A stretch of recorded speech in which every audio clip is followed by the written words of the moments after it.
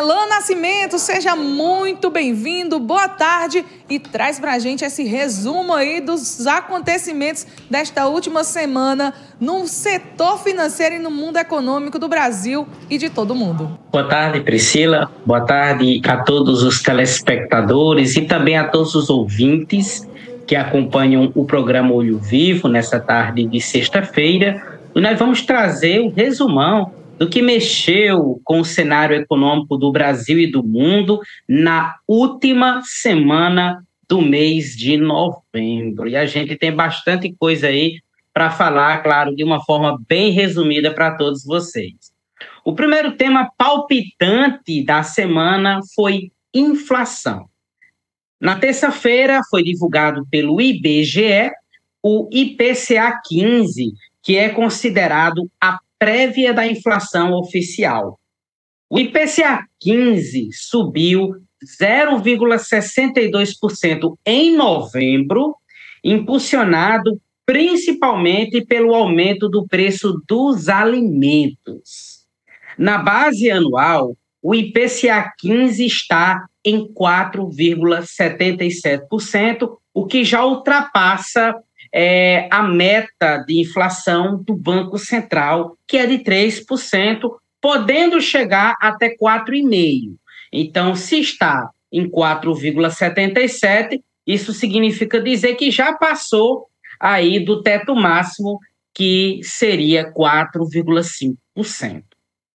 Daí, na quarta-feira, o ministro da Fazenda, Fernando Haddad, realizou um pronunciamento em cadeia nacional para anunciar as medidas do pacote de corte de gastos do governo federal, que era um pacote já muito aguardado, muito esperado pelo mercado financeiro. As medidas anunciadas por Haddad dependem de aprovação do Congresso Nacional. É bom que isso fique bem claro para todos, e entre elas, as principais são essas que eu vou destacar aqui para vocês. A inclusão da política de aumento do salário mínimo nas limitações do arcabouço fiscal, então haverá uma certa trava para o aumento do salário mínimo. Há também uma proposta para acabar com salários acima do teto constitucional de servidores públicos, né, os chamados supersalários. Houve também um chamado para que beneficiários de programas sociais, como Bolsa Família e o benefício de prestação continuada, que é o BPC, que eles atualizem seus dados, seu cadastro, caso não tenham feito nos últimos 2 anos. Foi também anunciado por Haddad mudanças nas regras de aposentadoria e pensão dos militares, com o fim da morte ficta, que é aquele tipo de benefício que permite o pagamento de pensão a parentes de quem foi expulso das Forças Armadas. Também foi proposto uma fixação de idade mínima de aposentadoria para os militares das Forças Armadas em 55 anos, acompanhado de uma regra de transição. E, de acordo com as estimativas da equipe econômica do governo, o conjunto de medidas, ele deve gerar uma economia de cerca de 70 bilhões de reais para os próximos 2 anos.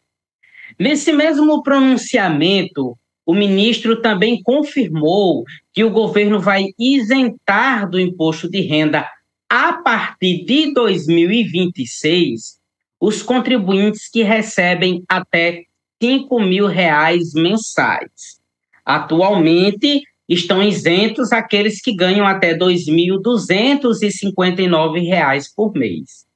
Como forma de compensação a essa perda de arrecadação, o governo, então, propõe a taxação de lucros e dividendos superiores a R$50.000 por mês. No caso, quem tem aí lucros e dividendos e salários que ultrapassa R$50.000 por mês, haverá, então, a partir de 2026, de acordo com a proposta do governo, uma tributação. E essa tributação é justamente para poder compensar essa isenção de IR para quem ganha até R$ 5.000. Bem, outro dia após o anúncio, se iniciaram as reações ao pacote, que não foi bem recepcionado pelo mercado financeiro. Nas contas da maioria dos economistas, o pacote fiscal anunciado por Haddad, ele não produzirá toda essa economia que o governo está estimando. A sensação que está pairando no ar é de que o pacote fiscal ele está na direção certa, mas ele não veio firme o suficiente para, de fato, ajustar as contas públicas. Sendo assim, na avaliação geral do mercado, os efeitos fiscais desse pacote são menores do que os esforços requeridos para que se cumpra a meta fiscal. Daí a resposta a essa insatisfação do mercado, que achou o pacote vago e insuficiente, veio no dólar. Como a percepção de risco fiscal aumentou devido à fragilidade do pacote, o dólar disparou na quinta-feira, chegando a R$ 5,98, e hoje, sexta-feira, a disparada permaneceu com o dólar chegando a bater R$ 6,10. O dólar, ele nunca tinha chegado a R$ 6 em toda a história do Plano Real. E aí, agora, final da manhã, eu estava acompanhando, quando o dólar estava lá em 6,10, 6,09, os presidentes da Câmara dos Deputados e do Senado Federal fizeram pronunciamentos que acalmaram o mercado, e aí o dólar começou a cair. Nesse momento, ele está lá na casa dos 5,98. Ele já devolveu, até às 13h, ele já devolveu as perdas, né, que ele tinha tido, os ganhos, no caso, a alta que ele tinha tido no início da manhã, depois que Lira afirmou que o Congresso Nacional vai estudar todas as medidas, vai analisar de onde virão as fontes de receita, e o Rodrigo Pacheco falou que essa questão da isenção do IR para quem ganha até 5.000 só será aprovado se realmente houver espaço fiscal adequado para isso.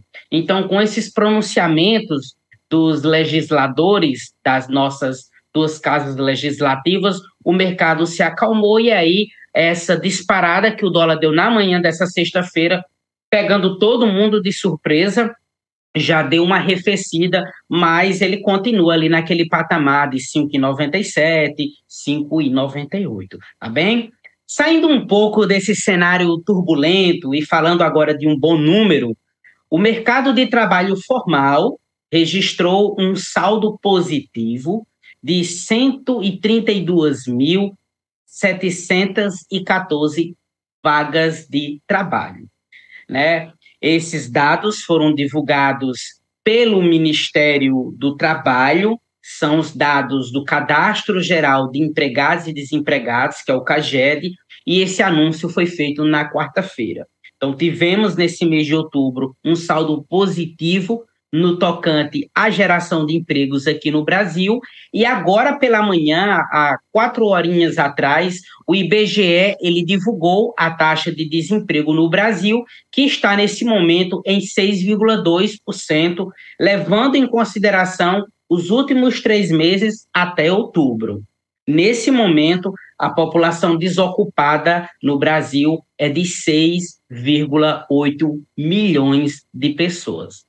Para finalizar este resumão, o PIB dos Estados Unidos durante a semana cresceu, foi feito o anúncio durante a semana, e o PIB dos Estados Unidos cresceu 2,8% no terceiro trimestre de 2024.